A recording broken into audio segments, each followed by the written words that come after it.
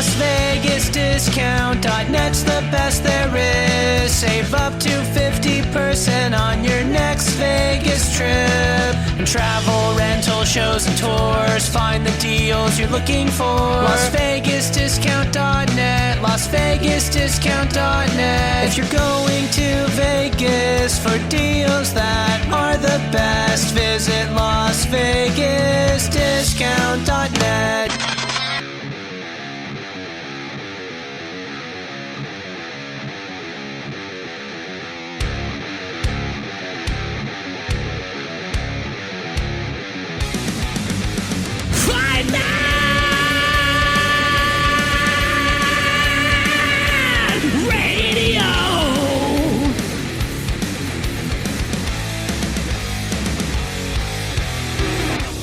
FightNetRadio.com with Andrew and Lee, talking boxing, combat, sports, comedy, football, and everything kick-ass. All on FightNetRadio.com. Fight Net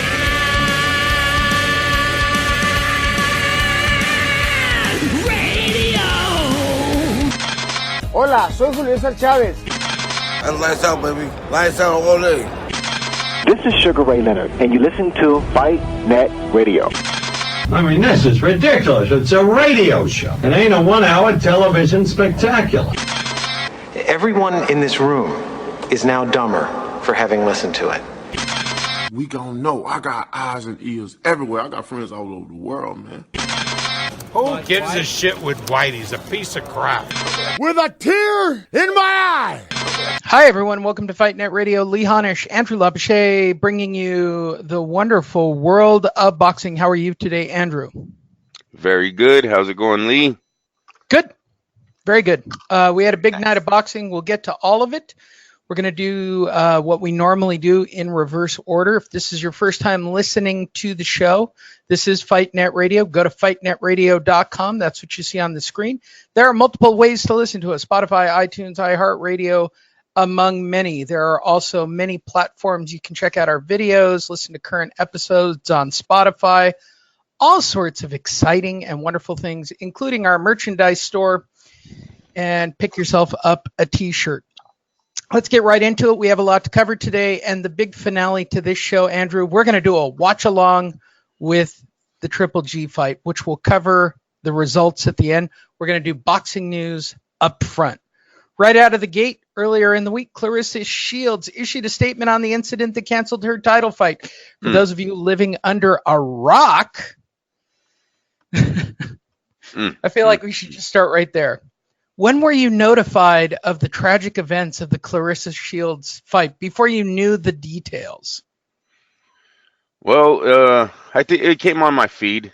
I don't know. I don't know what the time. Did you actually read the story, or did you just see that the old man got knocked out before? No, I watched the video. I've seen a little of the altercation that happened before the old man got knocked out. So yeah, it's a no win-win situation here.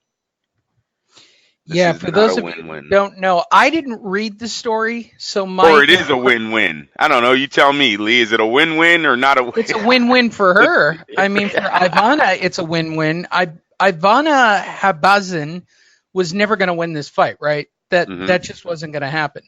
What I personally thought when I saw the altercation was that Claressa Shields knocked this dude out. I didn't even read the story, but my blind assumption was Claressa took the old man out for talking too much shit instead of someone for her camp. But Ivana, as you can see from the photos, was very distraught, Andrew. It seems reports are that it was possibly Claressa Shields' brother that did threw this punch. The man had gotten into it. And when you leave, can you shut the light, please, Ben? It seems they had gotten into it at the weigh-ins. They were throwing insults back and forth. The man called her, you got to watch the tape. He throws a lot of racist things out there. He throws homophobic slurs out there. I mean, he's all over the place. He's letting it fly, keeps telling her she's not a man. He'll slap her like slapped the man out of her or something like that. Like it was pretty bad on his part. He's walking off the stage talking a lot of mess. Well, I don't know if it's talking a mess. I mean, look at Clarissa. I mean, do you want that in bed with you? Lee, come on. I'm not trying to go there. It's kind of stupid. You're 40-something years old.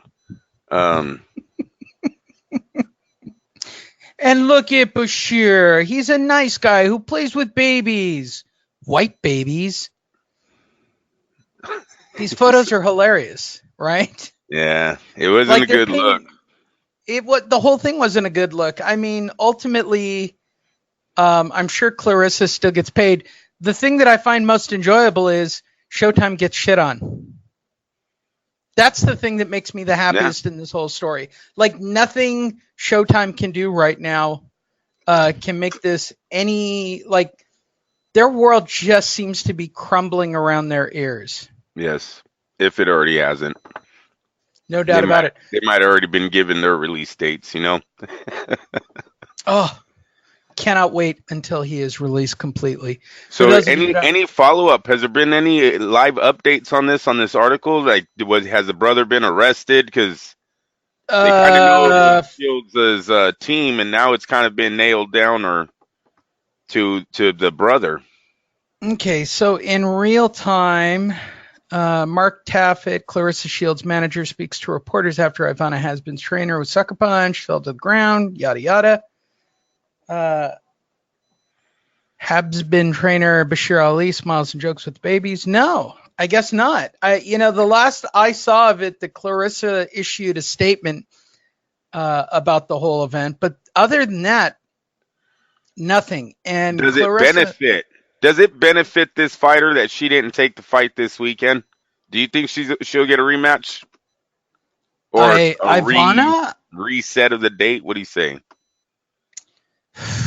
Good question. Right. I mean, I'm really Showtime. Of course, but I mean, how far out? How much training time? Emotional distraught, and at the end of the day, Clarissa Shields is going to clean her clock. I mean, she took the fight for a payday. It was so it was nothing here was funny, but what a great meme that came out when it showed what was it, Rocky 5? What is it? Rocky's the side by side with this photo. Yeah, sure. That was a pretty good one. No, it was funny. You can What say if she comes back? What if she comes back to beat Clarissa Shields? She doesn't. Yeah, she doesn't. He doesn't even know her. Hey! How hey, if my brother didn't do it, I would have done it. Hey! Look at her. You know what? No, you know what, though? Clarissa played it good on the stage, Lee, because she's in clear sight. She can hear this man, what he's saying to her sister, and I don't see Clarissa Shields say a thing. She's like, you could tell she's not happy about what them two are obviously yelling at each other, but she doesn't get involved at all. I thought she handled herself good at that moment. See, I believe that's the sister right there that he's yelling at in the green jacket. He looks classy. You know what? I always think when a dude's got stencils scratched into his head like that, I'm thinking classy guy. He probably works as a fine jeweler, CEO of a big company. Yeah, absolutely.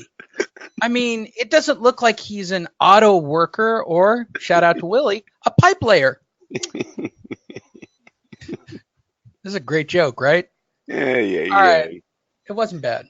Moving forward, Dana White talks to Zuffa potentially buying out the PBC. It's happening, kids. Wow, here we go. The hyper-pumped Dana White, the combustible deal maker, came on the Randy and Jerry Sirius XM show and spoke to his plans to enter pugilism. Who wrote this piece of shit article?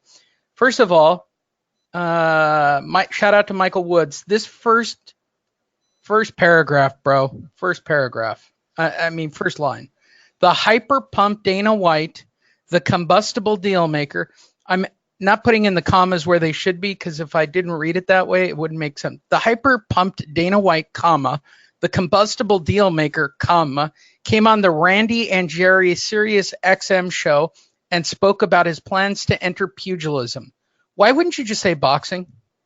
Is he just trying to be clever because he can write and he can form a sentence? The UFC head honcho said that he started out loving boxing, and that's how he slid into mixed martial arts. He told the host that he learned reffing from Mitch Halpern, and after taking up jiu-jitsu, he went deeper into MMA. White said, yes, his feuding with Oscar De La Hoya is real, and no, he didn't play it up for the press. He said that it is crazy that Canelo Sergey Kovalev is set for the same night as the UFC event. He said bad English. Fuck, bro, you were on a roll. He said that it's crazy that Canelo Sergey Kovalev is set on the same night as a UFC event, period. He said him and De La Hoya. He said him and De La Hoya. I'm right? This is bad English. Yes. He said him and De La Hoya used to be cool, but his relationship went awry when Oscar tweeted out not to watch Floyd Mayweather versus Conor McGregor event. Wow. He said Oscar tried to do MMA and he called the boxing champ an absolute douche. That's funny. The new Oscar is a scumbag, a liar, and a complete moron. White, a Las Vegas resident, thundered. Aram's an asshole too, White stated. Wow, what an interview this was. I got to get audio clips of this thing. And might Zuffa be buying Premier Boxing Champion? I'm figuring out what to do. I've met with literally everybody in the sport minus Aram and De La Hoya. He called the system and model broken and would like to spend money to build up boxing. White, age 50, said all the top heavyweights need to fight each other. There's not enough money out there for everybody, he said. Oh, there's enough money out there for everybody, he said. He said he would recognize sanctioning bodies and the UFC belt is credible because the best fight the best in the league. Wow, Andrew, lots to unpack here. Where would you like to start? Oscar is a scumbag liar and a complete moron, and a douche. This right here, we could spend an hour.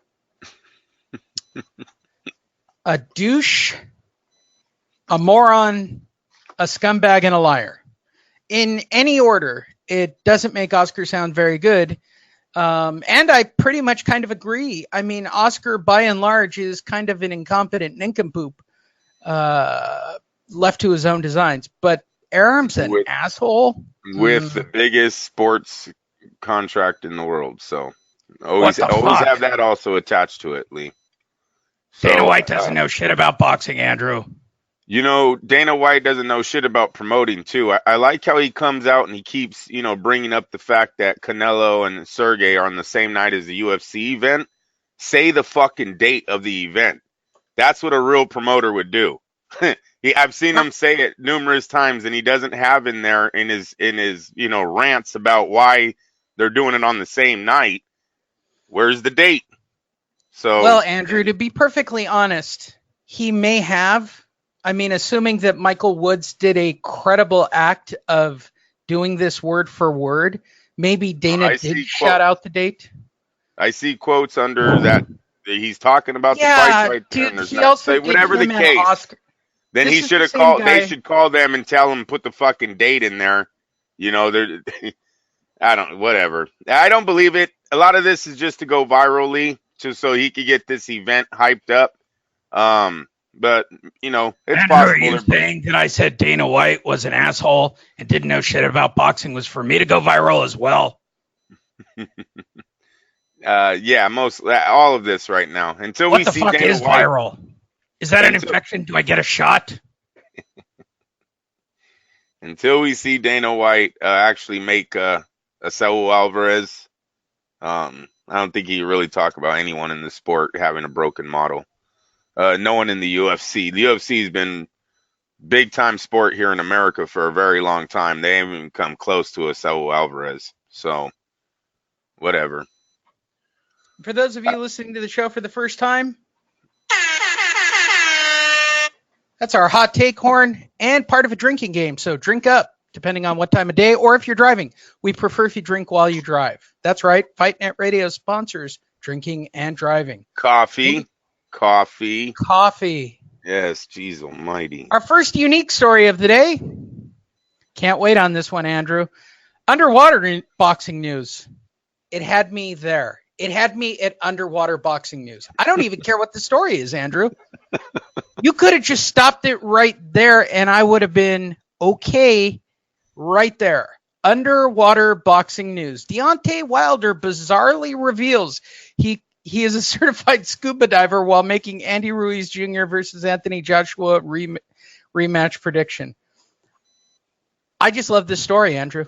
I don't even know how to get around it. The WBC heavyweight champion explained the shocking fact in an interview this week. Why is it shocking? Okay, UK fans, why is it shocking? The WBC explained, is it shocking that this feels racist? I'm sure. Do black people scuba dive? I mean, is that like a thing? I'm sure it is, right? I have no idea. Trust me, I have a sixth sense. Wilder told Sky Sport after declaring that Ruiz will beat AJ again. People don't know this about me. Like a lot of things. Just like I'm a certified scuba diver. Who drops that in?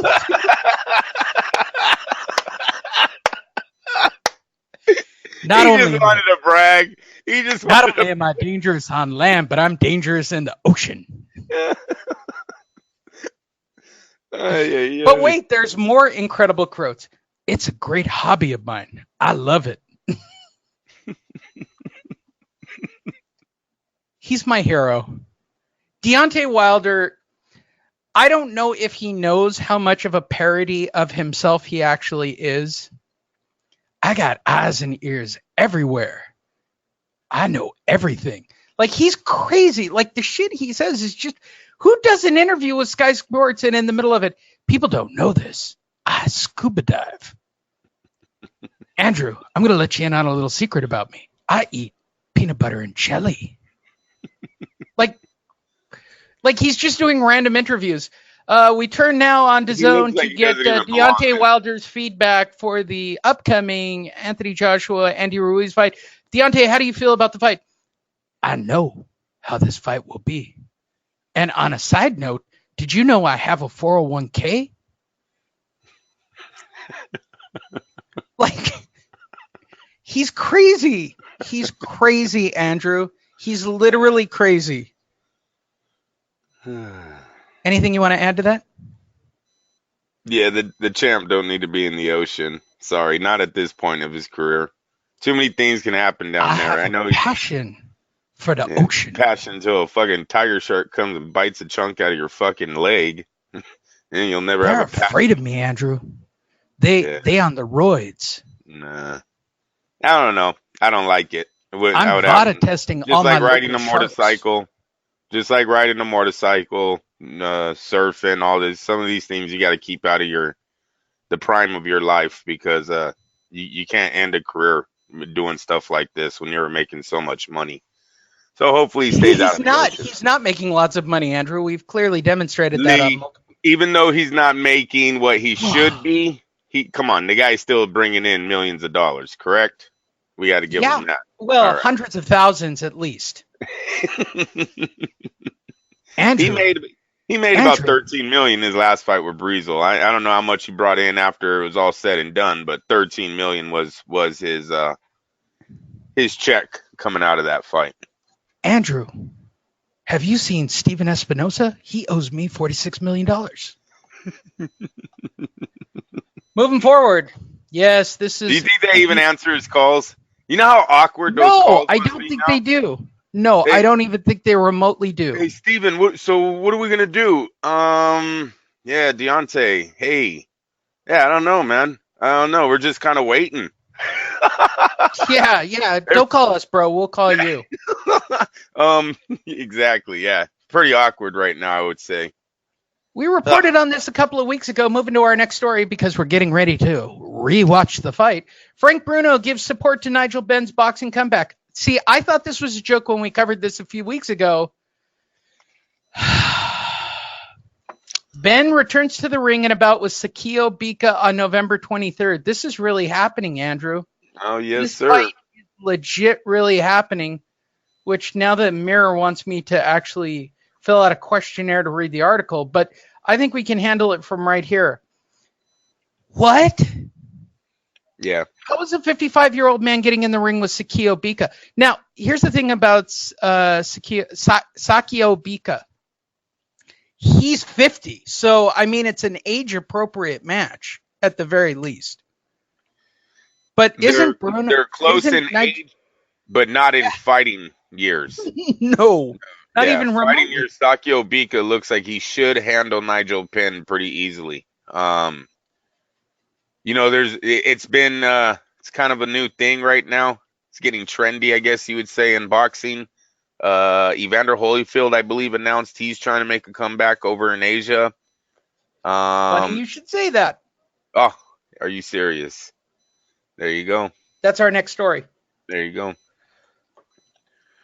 You can move right on. I mean, there's nothing really else to say, Lee. It's dumb. I don't think Nigel Penn should be fighting at 55, and here we go with Evander. Thanks to Nigel Big Ben, we now have Evander Holyfield copying Nigel Ben and making a comeback. And hoping for brain damage is all I can guess at this point based on his current mental status. For those of you who've never met the champ up close and personal, he's taken a lot of punches. And I'm not being a jerk about it. He's not all there, Andrew. The 56-year-old former two-time heavyweight world champion will compete in an exhibition bout in Japan, just like fellow Hall of Famer Floyd Mayweather. Oh boy. Holyfield last stepped into the ring when he knocked out Brian Nielsen in May of 2011. However, he has kept himself in top condition, not mentally, but physically, ahead of this fight. Holyfield told TMZ Sport the big thing is to give people in Japan the opportunity to see the only four-time heavyweight world champion. It's something for them and something for me. I hope he's getting paid good money. And that's the problem. I don't think he is. He's definitely not making Floyd's, 8-9 million they said Floyd made in that 2-minute fight. Yeah. So it's just sad. And you're right, Lee. He's always been a smaller heavyweight, took punches from a lot of bigger men, a lot of elite fighters, Foreman, Lewis, Tyson. Some of the best of the era who were banging his head around. He even had a war with, Mercer? Yeah. Crazy fight. I can't think of a fight that he didn't have a war in. Right. That's true. No, that's true. And I have met the champ. I've met him at a couple of Hall of Fame events. We've run video on him. He's not there. He's there, but he's not there. No, I believe. I understand what you're saying. That's tragedy. Hopefully they have headgear. Hopefully. Boxing news. Logan Paul, too big for his own britches, wants Anthony Joshua after the KSI clash. Sure you do, bro. Sure you do. I don't even know what to say about this. I threw it in because it's so outlandish and extremely insane that it's something I would do. They both work under DAZN. This is a planted story. They're just trying to get the fight out there with KSI and Logan Paul rematch. They'll use Joshua's name to get him a little bit more hits. It's fucking stupid. The whole thing is. I don't know what Eddie's doing. I know there's a money side to this sport, but it just seems like it's a joke, right? It's a circus, Lee. Yeah, it is. Yeah, he wants to continue his professional career after the KSI match. He's calling out Anthony Joshua. KSI. Calm down, bro. Calm down. Just everybody sit down in the back seat and calm down. Yeah. YouTube famous. We've said it many times on this show. Everybody get all your Logan Paul and KSI in right now. 5 years or 10 years from today, you won't remember KSI or Logan Paul. They will be gone. I have firsthand experience with saying that kind of information. Right. Celebrity stunts are only good. They have a shelf life. If you're a Logan Paul fan and you listen to this show, go hang yourself in the corner. All right, Andrew. Layla Ali among the first 12 female boxers to appear on the Boxing Hall of Fame ballot. Now, I'm going to give a hot take on this, and I'm going to get the hot take button ready for this, Andrew, because I don't think she should go in the Hall of Fame. She's going into the Hall of Fame based on her name, Andrew, and I'm going to base it on this one question that I'm going to ask you right now. Jeez. Name one person she has fought. Oh, that's kind of silly, Lee. She fought.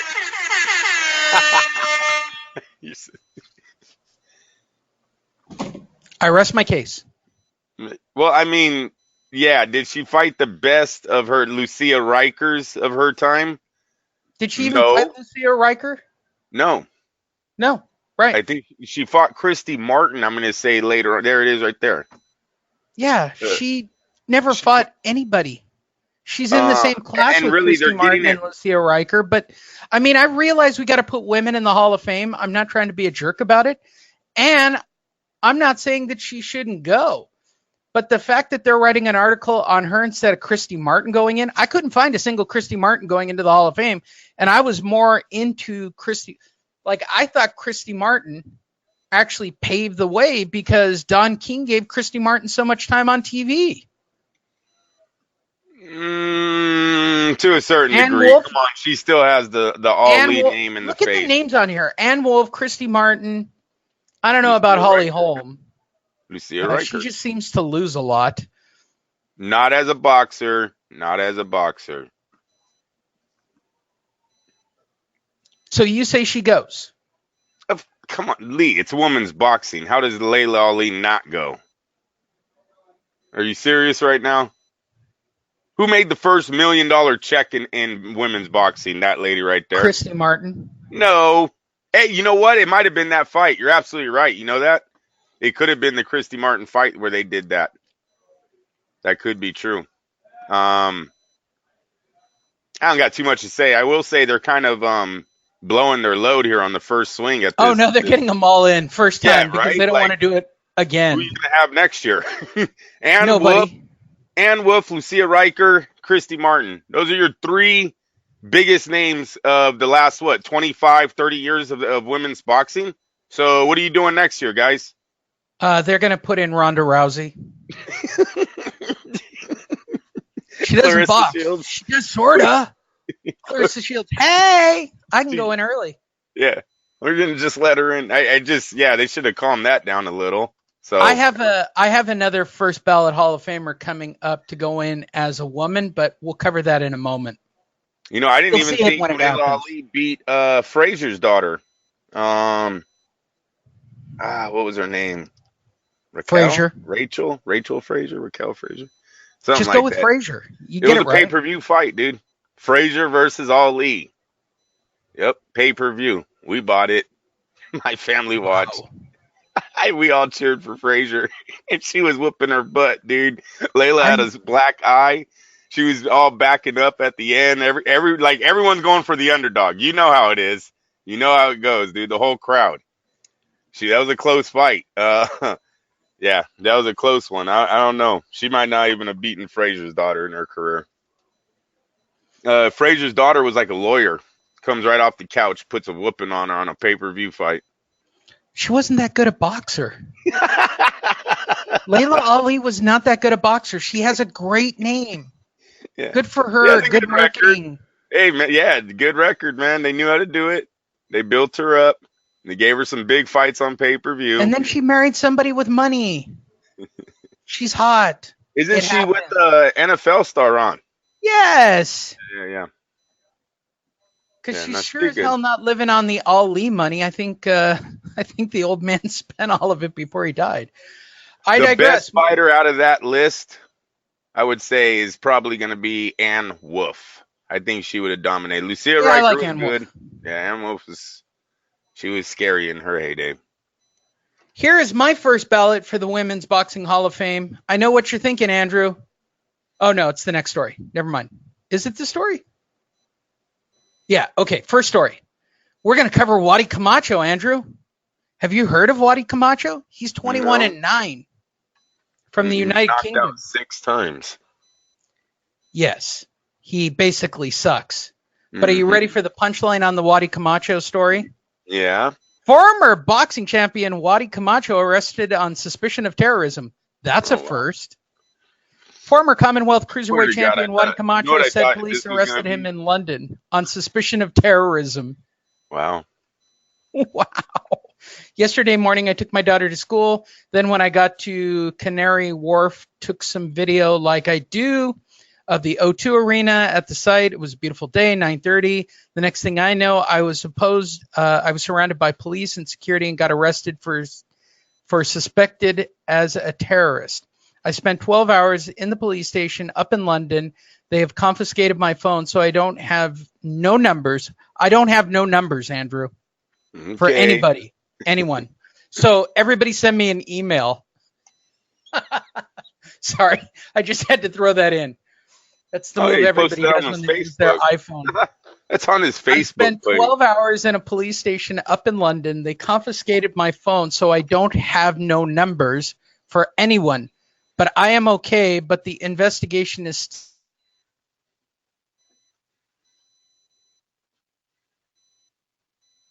we lost you. Mic down, mic down. Hold on, I'll fix it. There you go. It's coming I don't know why it freezes up. It does that I've had phone calls from my sister to say the police have gone to my mom's house, smashed her door, and put everything upside down. My mom's on holiday, and I have to buy her a ticket for her to give me more grief because the police have smashed her door. I'm bailed at my sister's address. This is bonkers. Everyone knows I love a picture and a video, especially of bombs. I'm just so confused. It's something else. I've been a professional boxer for 8 or 9 years. I'm known to the police. I don't socialize with bad people, except terrorists. I have a good team around me. The statement that sucks. So it looks like he was hanging around a building and got taken down, huh? Yeah. So the statement was arrested. The statement by the police said he was on suspicion of collecting information of a kind likely to be useful to a person committing or preparing to act of terrorism. It could be how the dude looks. I'm not saying that they racially profiled this bro, but yeah, that scene. They were like, "Hey, are you taking a fucking picture? Take him down!" I don't know, man. I fucking hate white people. Dude, I hate white people. Yeah, this is a white people problem. Thank you, Ben. White people are crazy. He looks like a terrorist. Let's arrest him. I can't do anything with photo the of accent. a building. You know there's no one in that building, right? He must be up to something. You know the sad reality of this story, Andrew? This is the most press Wadi Camacho has ever gotten. Most press he's ever gotten. Ever. Signs of Dazin. Eddie Hearn will have him fighting on the undercard of LS1 and Logan. When was his last fight? Well, he's still fighting actively. I mean, he's lost his last 2 fights. By knockout. Yeah. He's not doing very well. But, hey, his stock went up. Definitely, right? I literally thought you were from Spain, no less. Like, they don't even have a ballpark clue on this guy. He's from Spain. I mean, if you're going to racially profile, I mean, just a 23, and does England not have a 23andMe test? Like where they can do DNA and go, oh, he's from Spain. Barcelona, in fact. Not Iran or Egypt or anything. But he looks it. Okay, white guy, calm down. Fucking white guys with small dicks. Got a beard, kind of brown. Boom, there he is. Speaking of beards and dicks, Andrew, Patricio Manuel. Do you know Patricio Manuel? I think I do. All right, he recently just defeated Hugo Aguilar on the Fantasy Springs Indio card last year. Hugo needs to retire. If this is what I think it is, wait, are you Hugo ready? Needs to retire. I want Patricio Manuel to be a first ballot female inductee. The world's first transgender pro boxer now faces the iconic boxing brand Everlast. So this dude, her, him, this, whatever this is. If you're LGBTQ and you listen to the show, why are you listening to this show? Why? I realize I alienate a lot of people. I do, right? I alienate a lot of different. Yeah, we share the love. We share the love. I'm going to spread it out here, okay? First of all, he, she, it hasn't fought in a year. And Everlast, in an attempt to get, I don't know, Andrew. I All don't the know. women. Yeah, I don't even know how to say it. Yeah. What is Everlast thinking? I mean, I'm not trying to be shitty. Well, I mean, someone probably in the high rankings is close to the LGBTQ, and said we want to change it up a little. You got to reach out. You got to show that they're politically correct. So he becomes or she beat an 0-5 boxer. I don't want to be a jerk about this, but that's not like, oh, look at this. First LGBTQ transgender. I mean, clearly, this guy has good connections to get with Everlast so fast. He's 34 years old. He's got no amateur background. He's got she does. She has an amateur background. No, but okay, she's not a star. Is she a YouTube star? No. Is she an American star? No. As a female competitor in the early 2000s, she won 5 national amateur championships, even competed in the 2012 Olympic trials as a she woman. But Manuel was eliminated from those trials after suffering a shoulder injury. While it was recovering, he did a lot of reflecting and finally came to the realization that it was living a lie, Andrew. Once I realized that I was it, I knew that I needed to live my life as a it. Manuel told CNBC. He's such a dick. However, it took him a year. It took it a year before he made a decision to medically transition. All right, so here's my question, Andrew. If it is in the ring and they're serving alcohol and it doesn't have pasties on his nipples, can't they lose their liquor license? I don't know. I have no idea. He's fighting at a disadvantage. That's a really good joke that people are scratching their heads going, I don't get it, Lee. It's a good joke. He's at a disadvantage fighting in the guy ranks. So, more power to him for trying. We'll see how his career goes. I'm guessing it's not going to end well, but we'll see. I'm sure, Andrew, it can find itself more 0-5 opponents to dominate. Oh, no, I click on, can you click on Hugo? Can we see how many times Hugo is knocked out in the Hugo could be a it. Ooh, he's 0-8 now. Poor Hugo. Yeah. Hugo needs to retire. Hugo's not having TKO'd in his first fight. UD majority decision, another knockout. Clearly, Hugo is the dude you call when you need a win. So we're going to add him to our list, Andrew, when I win the lottery. There you go. Yeah, no shit. That's my pro debut right there. That is my pro debut. Oh. Shout out to Hugo. This is the most press you're ever going to get. What a story. What a story, Andrew. It's sad. I just want to know who his promoter is, who his manager is, because to be the face of Everlast. I'm going to go out on a limb and say Oscar's got a piece of this action. Nah. I think that story would have been on ESPN already. Come on, ESPN's waiting to do it. They would have done a 30-by-30 on him already. Hey, I'm not saying that I did anything with it, Andrew. Oh, Jesus. I'm just saying she fights on my cards and stuff. Could you imagine how many times Oscar would fumble that? He wouldn't know how the fuck to describe it. He'd be like, dude, just terrible. It would be terrible every time. I'm not saying I slept with her when she was a her. Yeah. Yeah. Oh my God, that would be the greatest thing if that's how it got her boxing. It got its boxing contract. I don't know correct gender pronunciation. Tyson Fury warns off Braun Strowman. For those of you who don't know, the WWE premiered on Fox on Friday night, and sitting in the front row was Tyson Fury, who got involved in a little bit of a tussle between Braun Strowman in what appeared to me a very staged thing, even though Braun Strowman is taking I was insulted by my family and blah, blah, blah, blah, blah, blah, blah. He's a big dosser and I'm going to kick his ass, blah, blah, blah, blah, blah, blah, blah, blah, blah. Bro, the fall to your seats looked so staged, it was frightening. You jumping over the ring and 20 guards stopping you because there aren't that many guards ringside Like, for those of you who don't know anything and might think that this might be a real story somehow, Oh, jeez. I highly recommend to watch pro wrestling. Yeah, you're watching pro wrestling, guys. Come on. Come on. It's great for the sport.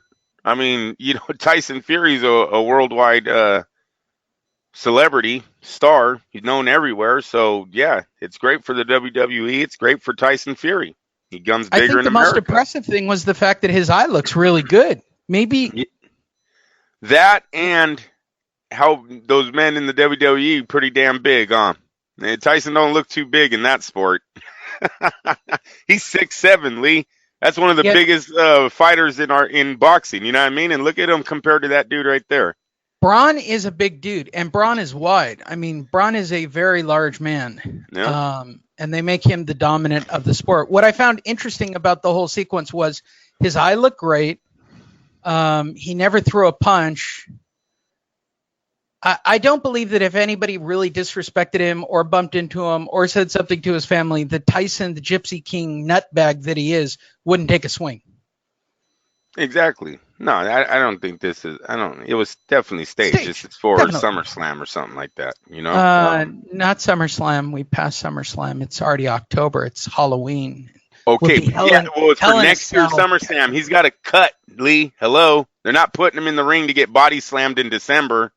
Jeez, people, keep up with me, people. Okay, SummerSlam 2020, Lee. I didn't say SummerSlam 2019. No, I'm just kidding.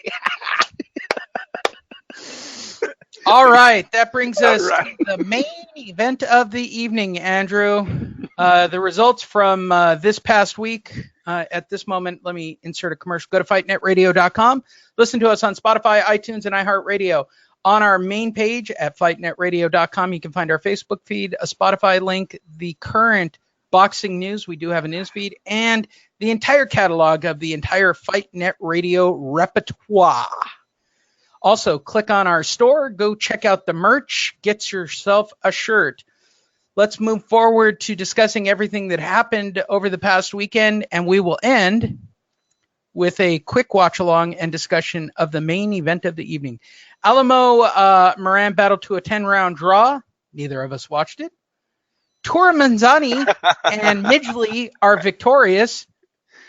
We didn't watch that fight. Parzawek decisions Mendy in Poland. Andrew, were you in Poland to cover this fight? No. There. Calm down. Madrimov beats Baranicek at MSG. Did you take Barrera? Yeah, I took Barrera in this fight. I was thinking the 3-0, needed a little bit more experience going up against Alejandro Barrera, who had over 37 professional fights. Damn, was I wrong, as he got knocked out in 5 rounds at Madison Square Garden. Indeed, he did. Ashley Theophane defeats Kasim Aouma. There's a blast from the past. No, it's not 2005. It's under the radar fight. 39-year-old middleweight Ashley the Treasure Theophane, 48-1, with 16 KOs, scored a 10-round unanimous decision over 40-year-old Kasim the Dream Aouma on Saturday night in Denmark. Wow. Once again, Andrew. His fight years are a lot older than his age. It just seems like Kasim Aouma has been around for 20 plus years, and he's only 40. He was a strange one. Kasim Aouma's story, when he came here from Africa, he had fought on both sides of the revolution or whatever they were having over there. He was on one side. He was like fighting for the rebels as a young kid, and then I believe got kidnapped by the army and then turned into a soldier. Very crazy life, seen a lot of bad things. Came to America, was able to turn it around. He's one of those guys you point to when when you hear an American go, "Oh, I wasn't loved enough. That's why I suck." And it's like, really? I know this one dude who's on both sides of a war. Nice job, Andrew. I'll never forget that about him, though. He had That's a great backstory. You did very well there. Yeah. I was very impressed with it on a whole boxing writer level thingy there. Enos TKOs Fernandez. Franklin beats Sauer. Neither of us watched those fights, nor do we actually care.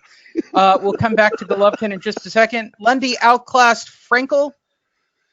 Hammering Hank. Hank. got to be Jesus. 40 as well, right? Yeah. Yeah. Scored an impressive one-sided 8-round unanimous decision over the red-hot Robert Frankel. What a name. Saturday night in Delaware. The Pell Also- Center. He's Yeah. fighting for the Police Athletic League now. Donatello. Didn't see that one coming. He fought at the local armory? Donatello Zarilla remains unbeaten. Unbeaten junior welterweight Donatello El Zorro Zarilla scored a 10-round unanimous decision over Jesus Perez. He's now 13-0 with 10 KOs, Andrew. This guy's going to be a player later on. That's why he's getting a shout-out from us. It's very sad where the Puerto Rican fighters are right now, so hopefully someone shines here soon, because the whole island has just lost it for boxing. So we're going to reverse engineer this fight, and we're going to watch it and comment on it. Golovkin took on Derevyanchenko last night. I mean, I could make comments about the Dutch clogging girl who sang the Ukrainian national anthem and the dude wearing the Kazakhstan robe, and then like the most aprototypical R&B singer they could find to do the national anthem. I knew the night was going to be wacky right there, but let's just start right off with scorecards. It is highly debated online at this moment. Scorecards are scorecards. Final scorecards are 115, 112, 115, 112, and 115, 113, all in favor of your winner by unanimous decision and new IBF, IBO middleweight champion, Gennadiy Golovkin. Andrew, before we start to watch the fight, how did you see the fight? 114, 113. Look, I'm not mad about any of the scorecards. I had Triple G winning by that knockdown. It's a close fight, Lee. It's a very close fight. Triple G definitely looks old, but the reports now are that he was sick, and you kind of seen that in the fight during the rounds. The guy was hacking. He's coughing like during the round, spitting up, what's probably, symptoms of a cold. Yep. So we knew Dazin needed Triple G to get this belt. So that's probably why my scorecard also is, well, he got a knockdown, so I know he's winning, right? We've all seen this game before. We've all seen this scorecard before. Close fight, one knockdown, 114, 113 to the other guy. So I'm not mad at the scorecards. Right now, it looks like Golovkin has no future, right? There's no one big in the Dazin world that he could fight that's going to move any needles. So why not rematch Derevyanchenko wherever he wants? Pick a spot. Well, with Canelo now being a light heavyweight. Exactly. No, it's over. It's just insane, Andrew, that he's a light heavyweight. And Lee, not only that, he's fighting at 175 now. Do you really want him to drop all the way back to 160 in his next fight? No. This was at 160, right? This is for the middleweight. Yes. So you don't want him to come back 15 more pounds. That we seen Roy Jones do that. It didn't end well. Oscar De La Hoya did that. It didn't end well. Even though Canelo's still in his prime, think that's too much weight to lose in one fight. If anything, Gennadiy retires and meets Canelo at a catch weight, 165, 166, something like that. Maybe then Saul will fight him for a third fight, but I don't like them going back all the way to middleweight. You rematch Derevyanchenko. You hope that Dazin does something about getting one of the other PBC middleweights to sign. Then you move on. I think they have to move on. It's going to be like they got to get the Jermell Charlo. They got to get what's the other kid? Andrade. They got to get Andrade, Demetrius Andrade. They got to get him more popular. Andrade they can get because he's technically a free agent, right? He's not part of any promotion. Who's this we're talking about? Andrade, right? Yeah, he fights for Dazin. For Dazin. Andrade's problem is he doesn't get enough views. So they got to get him some bigger fights. Like, seriously, Lee, why the fuck isn't Andrade on the undercard of this fight? Yeah, maybe it doesn't lead up to a winner match. But why not get him some more views under the Triple G umbrella? You know, it's things like this that Eddie Hearn needs to start doing to get some of these other guys just a recognizable name on their own network. I don't know if He's Andre really concerned with that with the Logan KSI money. That's where the money is. It very well could be, but he missed a big opportunity there to set Triple G up at least for a plan B. How'd you feel about them sticking actual commercials into your fight on DAZN that you pay money for? You know, as long as it doesn't become too much. You know, it's only a 1 minute break, so who cares? I don't really care, Lee. Doubling down on their commercial and their ad money. It's the first time it happened on any of their fights, Andrew. Yeah, no, that's true. That's true. I've never seen it. Yeah, I don't know. As long as if they're doing it like in between fights where they're actually adding time to the telecast, then I would have an issue with it. For this, there it is. There's the win right there. What was it? Round 1? Round 2? Yeah, round 1. Round 1 is the whole fight. Bam! He won right there. Dazn stamped the ticket. They're send it in 114, 113. We just got the knockdown. Right. The rest of the fight is immaterial. I think Derevyanchenko makes a great charge, Andrew. All he has to do, people on the Dazn calculator, win 4 more rounds, and we're good to go. We got this fight in the bag. Right. We'll call 2 more rounds close and call it a day. Swear to God, that's all that needs to happen. Sometimes with these big fights, Lee, you win 4 convincing rounds, you got a knockdown. Shit, they can flip 2 rounds that were close and go, "Oh, my bad. I just seen that one for Triple G." You know what I mean? Triple G won a fight with the flu, Andrew. Yes. I mean, yes, that's crazy to me. And yes, kudos to everybody for not talking about it till after the fight. And seriously, this is why they could have played it up at the beginning. They could have played it at the weigh-in, but they didn't. Yep. And this is why he should rematch Derevyanchenko. Look, no, he doesn't lose any credit or respect taking the rematch. This is not an easy fight. This man went 12 rounds with Daniel Jacobs, and he went 12 rounds with Triple G. Those are 2 solid names to have on your resume. And this fight was close. It was close. You any of those 2 rounds that I said you could swing, I mean, and we either have a draw or we have Derevyanchenko, the new champion last night. So 2 rounds is all that separated them. Let's bring it back. And I think Triple G was ill, so he probably will look a lot better, and everyone will forget about this fight. Yeah. He definitely slowed down towards the later rounds. I think his goal was to get him out early, which gives him the run-up on the scorecards, and Derevyanchenko comes on late to make it really interesting. I love all the hubbub online of how the referees should have stopped the fight later on. He was defenseless, blah, blah, blah, blah, blah. If anyone has ever played sports and had a cold, congestion, you know that as you're playing the sport, as you're getting deeper into the game, all those symptoms start building up. The mucus, your lungs hurting, trying to breathe.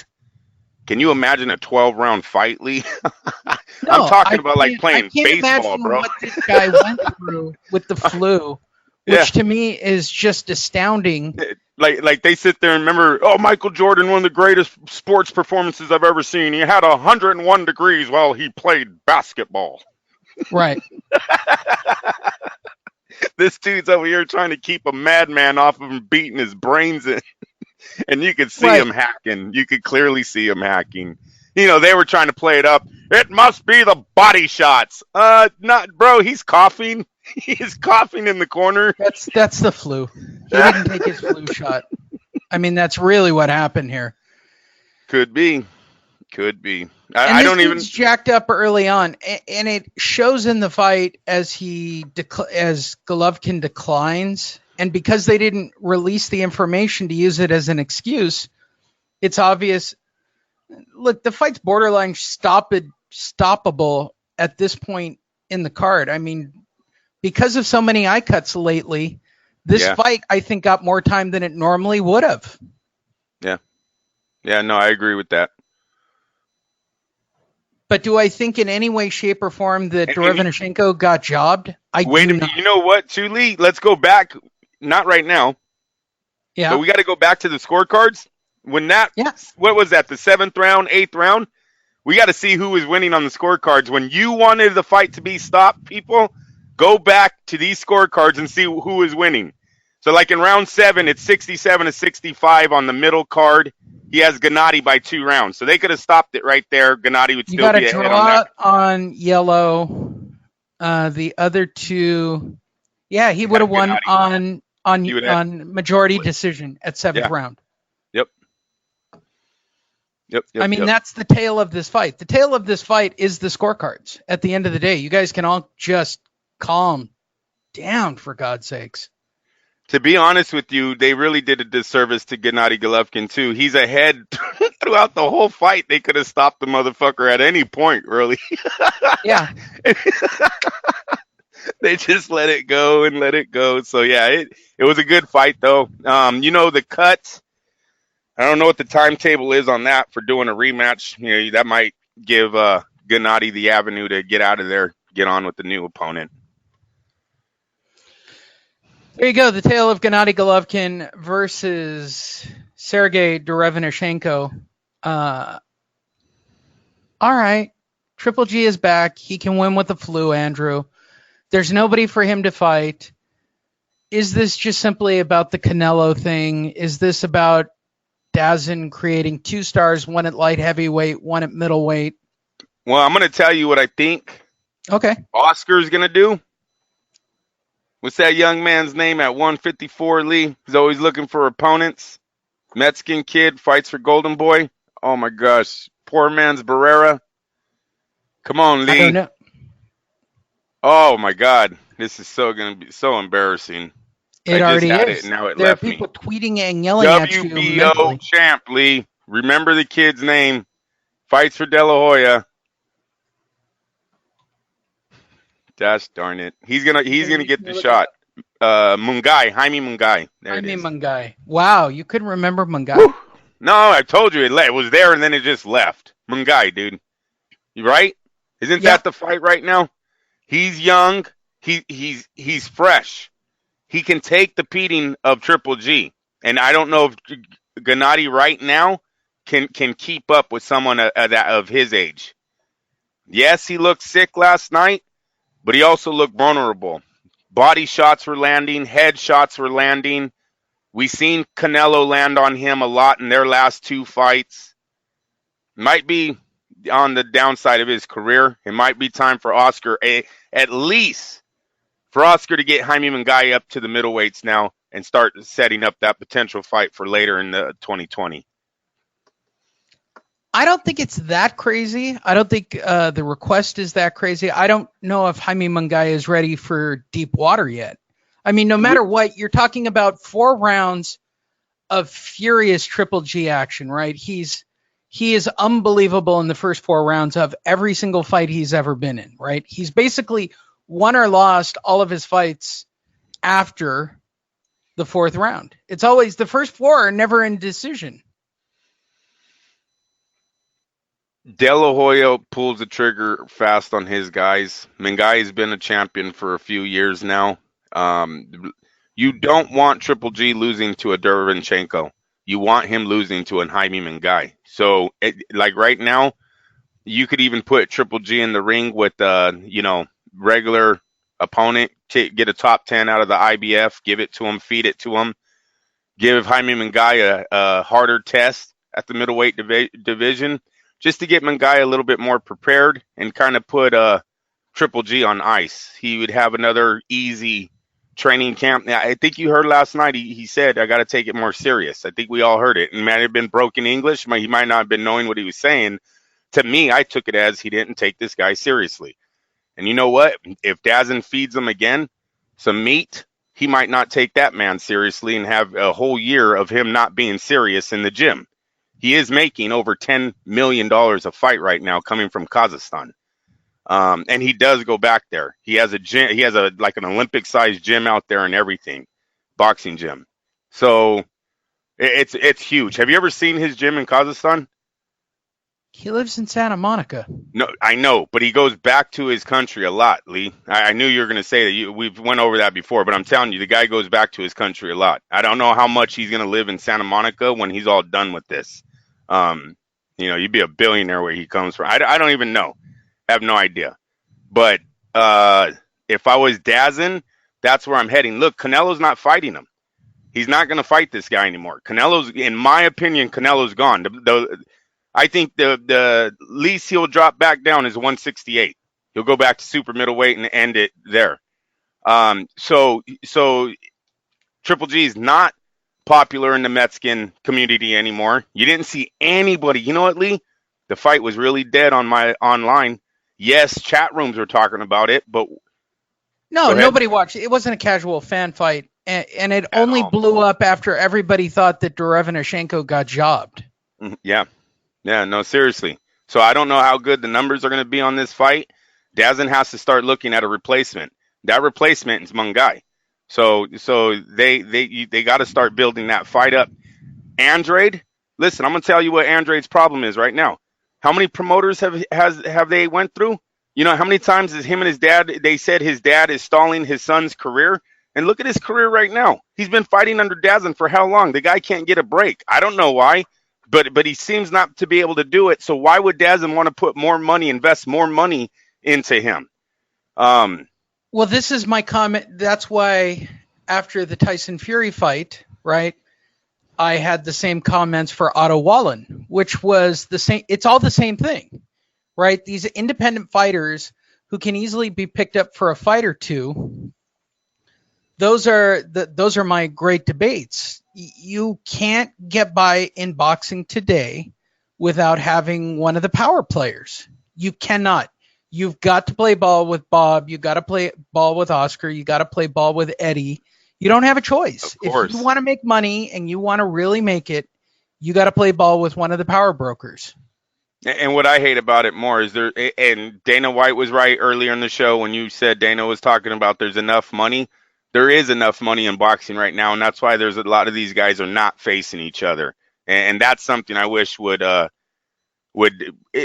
back to what it used to be, and that's having two networks that ran the show, and basically one network was the Prime, right? The Prime network, HBO. You got on HBO, right. You're making the most money you could in the sport. Now you can fight on ESPN, PBC, PBC pay-per-view, ESPN or Dazin, and everyone's making $10+ million.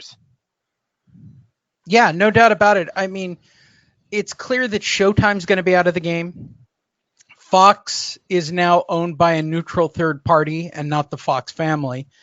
So Fox is clearly going to stay in the boxing game. ESPN, ESPN Plus, and DAZN. And there's plenty of room to go around, and these cards are really filled mostly with flaky fighters by and large. I mean, I'm not trying to be a jerk about it.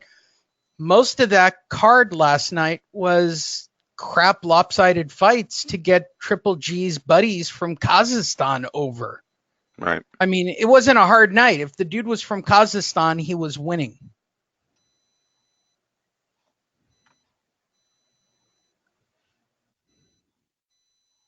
Hello? Hello? Oh, yeah. No, I hear you. I thought you went out. I thought I lost you right there. I faded out. Well, so yeah, what was your big takeaway from last night? Big takeaway is they didn't get anywhere with last night's fight. Dazin didn't get a star out of Derevyanchenko, and Triple G looked like he's on the downside of his career. So with that being said, I think they got to rematch it, but because of the cut, I kind of totally forgot about that cut. Who knows where Triple G lands right now. I think it's time to look elsewhere though for the middleweight division from Triple G. I don't see him being on top that much longer. Once again, the power wasn't there. Gennadiy went 12 rounds a lot in his last few fights. So yeah, I'm thinking Jaime Mungai. I just looked at the top 10 rankings.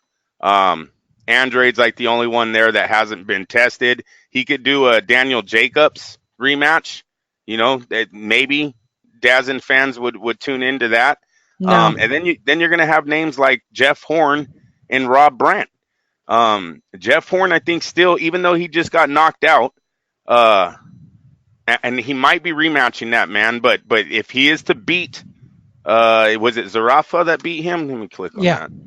It was okay. So if he was to come back and beat him, Dazin could easily reach out to Jeff Horn's people. That's a serious fight. It would give Triple G big exposure over there. I would take it over there too, because the kid sells tickets over there in Australia. Take the fight over there. It's an easy win. And advice. And you know what? Seriously, Jeff Horn could be Jaime Mungai's first fight at the middleweight. There's nothing wrong with that fight. That's a decent fight for Mungai too, coming into the middleweight division. So yeah, you take on someone like that and move on. But seriously, Triple G looked fat last night, and I don't know how much that had to do with him being sick. It's possible he wasn't running the whole this whole week. He might have been battling either the flu or some kind of congestion. So maybe that's what made him look a little pudgy. But he didn't look like he could be a super middleweight. Lee, did it to you? No, Right? but he didn't look like himself either. I mean, just being perfectly honest, I didn't, they never gave in to what was really going on with him. I mean, as his big return, I understand that he was going to take the fight if he was near dead and coughing up a lung, which apparently he was near dead and coughing up half a lung anyway, and he still beat Derevyanchenko. I think if this goes to a rematch just to prove a point, he's going to destroy him if he's in full health. I mean, he beat the dude nearly to death in those opening rounds with the flu. Like, that's crazy. And on top of it, if I were Derevyanchenko, I would sue Gennadiy Golovkin. Yeah, I said it, because he's going to wind up giving him the flu for getting all those body fluids on him. That's the kicker to this, right? You lose, you got your eye cut, you got knocked down, and you got beat by a dude who has the flu, and then you got the flu. Yeah, that sucks. That does suck. That'll do it for this week's Fight Net Radio. Go to fightnetradio.com. All the news, everything you can imagine is available at Fight Net Radio. Take us out Larry Merchant style, Andrew. The middleweight division was once the hottest division in boxing. Seems to slow down here a lot. You had Saul Alvarez leaving, Gennadiy Golovkin looking older, Daniel Jacobs is a ghost. Charlo's fighting for a company that don't like to fight with anyone else, so he's kind of a no-name here. Derevyanchenko, he will get another shot. Andrade needs to get a shot, and the rest is bottom of the barrel. So, yeah, it's sad where the middleweight division was, but Dazin didn't get a winner last night. I'm telling you that Skipper, John Skipper, is that his name? He's got to be a little bit nervous where his company is and how much money they've put into these fighters. People, Gennadiy Golovkin made $13 million, I believe they said last night. Okay, the guy fired his trainer in his last fight. His trainer told everyone he's all about his money now. He forgot who he is. He's forgotten who he is, and look at what he showed up. Look what showed up last night. Even if it was because he's sick, call it karma. Abe Sanchez is laughing somewhere out there. Fight Net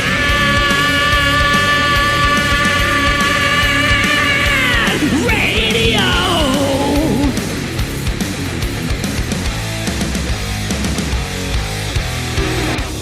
FightNetRadio.com with Andrew and Lee. Talking boxing, combat, sports, comedy, football, and everything kick-ass. All on FightNetRadio.com. Fight Net